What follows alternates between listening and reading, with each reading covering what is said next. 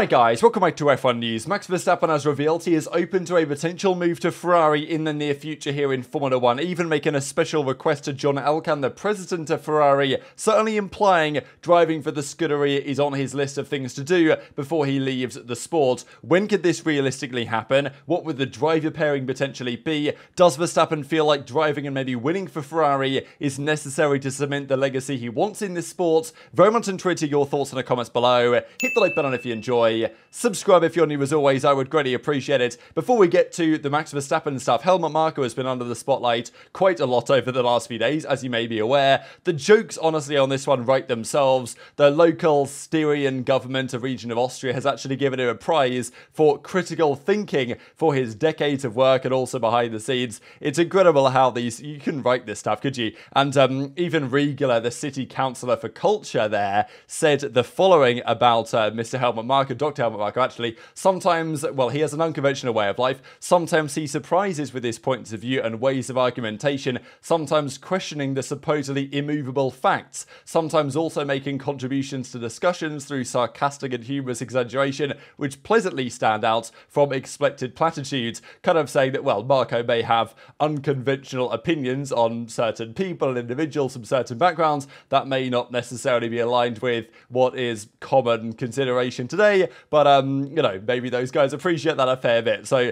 yeah, a funny way to put it, and congratulations, I guess, to Marko on his critical thinking award. Now, he was also talking to the media about the rumours over the last couple of days that he is effectively wanted gone from the Red Bull situation. Now, as many of you guys pointed out in the comments the other day, and as, well, Christian Horner himself said, oh, Marko's not an employee of Red Bull Racing, and therefore he can't be fined, or he doesn't fall under this jurisdiction. So, you know, who can actually get rid of Marko if they want him gone? That is a debate in and of itself, but he has a great relationship, well, he used to have a great relationship with Dietrich Mateschitz, who passed away last year. The relationship with his son and the new guy kind of running the show, Oliver Mintzlaff, seemed to be somewhat more frosty. So Marko was asked questions on this, and he says, oh, I'm doing well. Contrary to many assumptions, I have to disappoint the doomsayers. And then there were questions he was getting asked. Okay, why are there rumours about your future circulating online?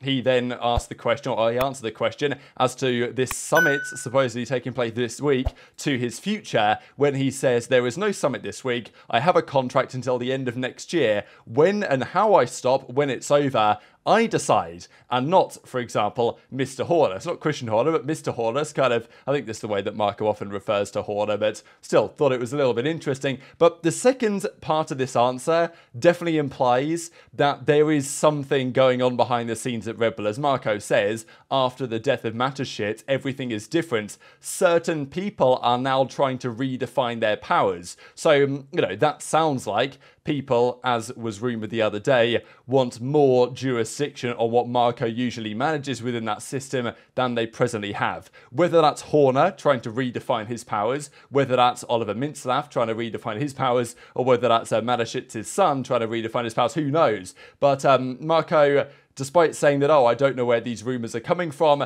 then kind of says that, you know, there is some backing to where these rumours might be coming from, even if it's not affecting Marko directly. But yeah, so read into that as you will. He then responds to a couple of other questions on Perez, and he talks about the Tsunoda kind of questions. Basically, they were saying that Horner wanted Tsunoda gone, Marko wanted him to stay because of the relationship with Honda, and Marko says it's all speculation. Just like the one about Perez, there was a rumour a couple of days ago that Perez had been told by Red Bull, get second in the championship or you're gone, which might be true, might not be true, but even as I said at the time, let's say Perez holds on for dear life to P2 and wins by a point, but is still miles off Verstappen.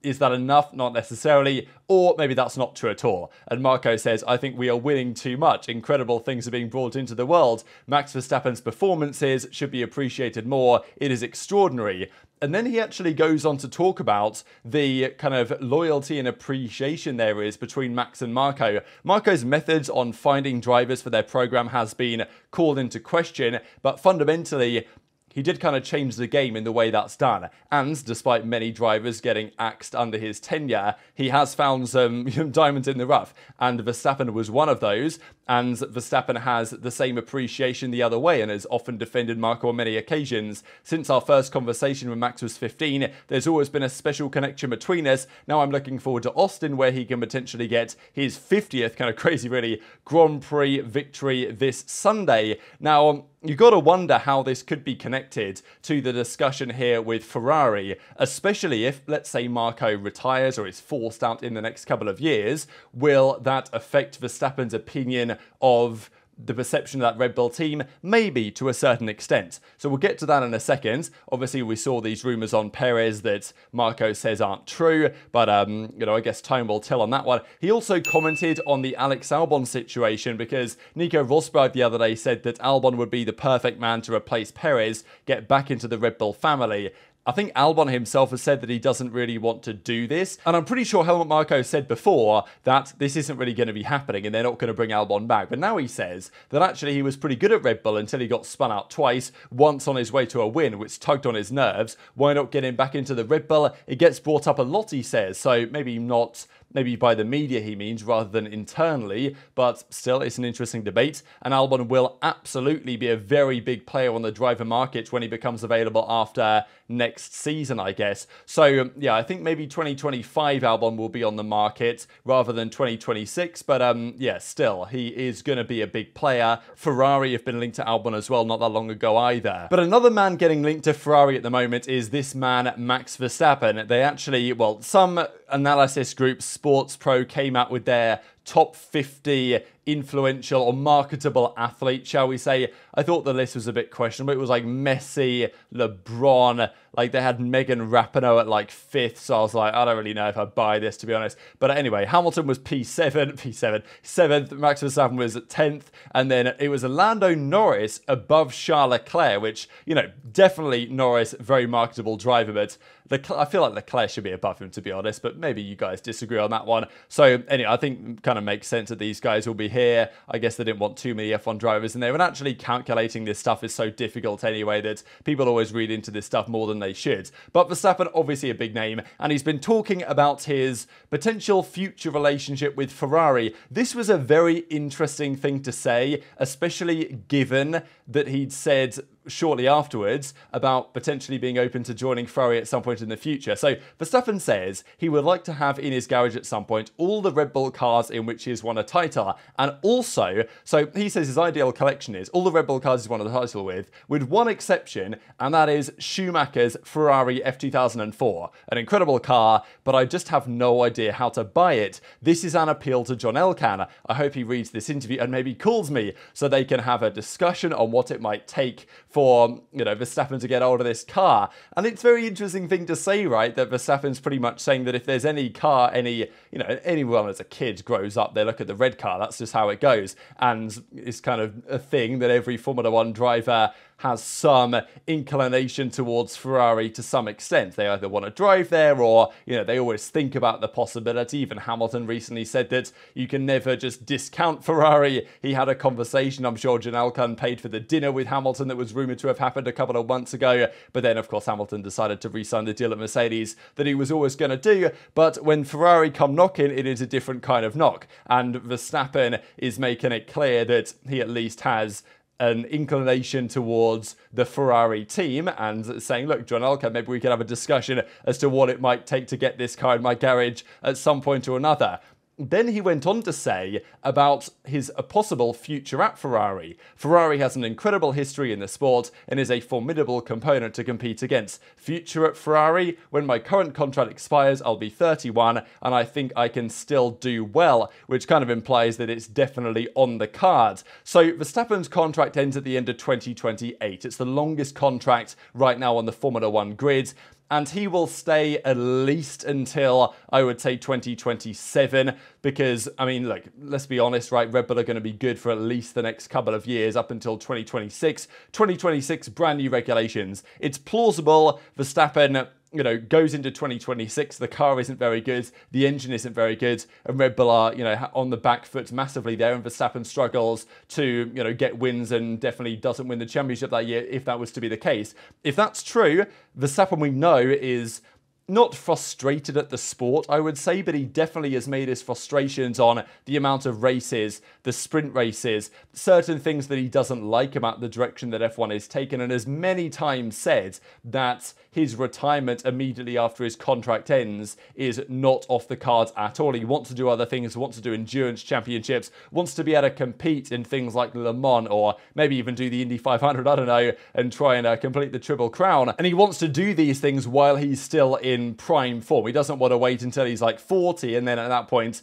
unless he turns out to be a Fernando Alonso or a Hamilton, which he may or may not do, then and doesn't drop off in terms of performance substantially, then Verstappen's thinking, well, maybe I better do those things while I'm still kind of in my prime, as it were, and still thinks at 31 he can do that. So maybe there's part of Verstappen that thinks, all right, let me run it out with Red Bull until a certain point, at which point maybe I'm getting frustrated with the sport, maybe the sport isn't quite hitting the same as it used to, and Ferrari come knocking for maybe a year or two just before his career could come to a close in F1. Maybe he returns at some point in the future, but it might make a lot of sense. Let's say Verstappen wins the next 2 years in a row, he becomes a 5-time champion, then he, you know, 2026 comes around, Red Bull aren't quite there, but Ferrari are, you know, back up there with, let's say, Mercedes or something, and Ferrari say, look, Max, you know, I know you don't really like this anymore, you're doing all these races every year, you want to do other things with your life, fair enough, come drive for us for a year or two, and then we'll get you that F2004, yeah, don't worry about it, we got that covered, mate. So immediately people were hopping on this, saying, oh, here we go, you know, Max to Ferrari,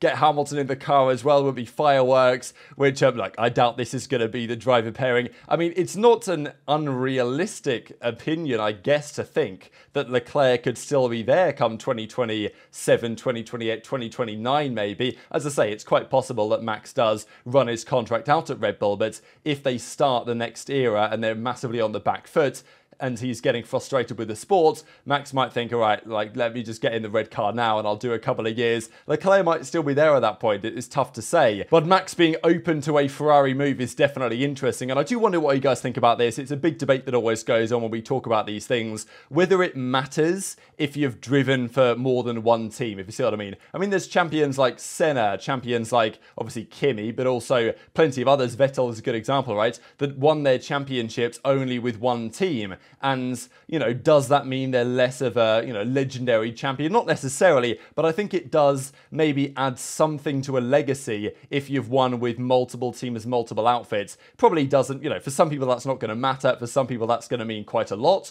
But, you know, some people will look at Schumacher or Hamilton's career and they'll say, well, you know, he won all these championships, but not just at one team. Did it over many years, different teams in, you know, Schumacher and Hamilton's case, for example. So there might be something to be said for that. And driving for Ferrari does give that like kind of extra level of prestige, especially if, let's say, Ferrari struggle for the next few years. 2026 comes around, they're good, they're much better, but again, they lose to Mercedes. Then Verstappen decides, all right, Red Bull, I've had enough of you guys. 2027, I'll break the contract off early, I'll go drive for Ferrari, and then Verstappen takes Ferrari back to the top. I mean, you know, that would kind of be capping off his career in a pretty spectacular way. And maybe Verstappen, I know that Verstappen says that, oh, he doesn't care about the numbers, doesn't care about this. I'm sure he does to some extent, because Verstappen surely realizes that given how young he is and the way that his career's gone so far, he has the opportunity to try and go down as like the undisputed greatest. And that's going to be probably a difficult sell to many if he does all of that work at Red Bull. If he was to join Ferrari and do what Schumacher did in some sense and get them back to the top, that would probably add another level. So if I was Verstappen, I'd be thinking about this. Obviously, it's a long way off, and realistically, he's not going to be leaving Red Bull for another at least 4 or 5 years. It, you know, might be 5, 6 years if he does run the contract to its ends. And who knows how good Ferrari are in several years, but there's got to be part of Verstappen. And there's probably part of many drivers, great drivers, that think, oh, I could fix her, you know, like Ferrari is struggling. They've got all this drama internally, but, you know, a great driver will probably think, oh, you know, I can get her back to where she belongs type thing. And maybe Verstappen is in an opinion like that at the moment. Now, this won't exactly be good news to a guy like Carlos Sainz, who's trying to get a long-term deal with Ferrari. but it is quite clear that Ferrari's guy is Leclerc, whether you think that's a good or a bad thing. I mean, Sainz is at times more consistent than Leclerc is, but in terms of pure qualifying pace in a car that suits him, Leclerc is going to be the faster of the two drivers. And when you've got other guys knocking on the door, such as Verstappen in a couple of years, it feels a little bit less likely that Sainz is going to be there for the long haul. So he's going to be there next year, but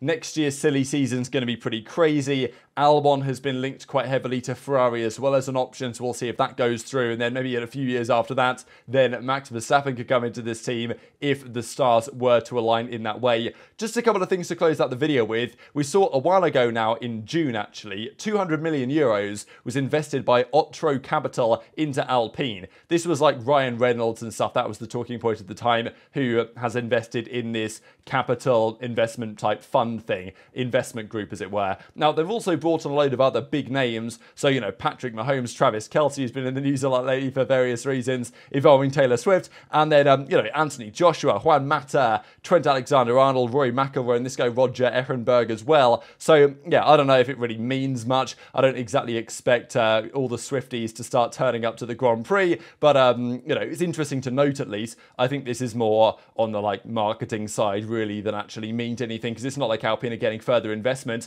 but, yeah, I don't really know if this investment is going to help Alpine much, because they still seem like a bit of a shambles. Now, on the WEC side, Mick Schumacher is doing a test very soon with Alpine on the Endurance Championship side. There's big rumours right now that he might, after not really getting a spot in Formula 1 for next season at Williams, that Toto Wolff tried to get him. That fell through. So the belief is that now maybe he's going to take his next step, because you don't want to go 2 years without racing. He might just go to the Endurance Championship, do Le Mans for Alpine or something. So that'll be interesting if that happens, but very much intrigued to your thoughts on all this stuff in the comments section below. Hit the like button if you enjoyed, subscribe if you're new, take care, and I'll see you next time.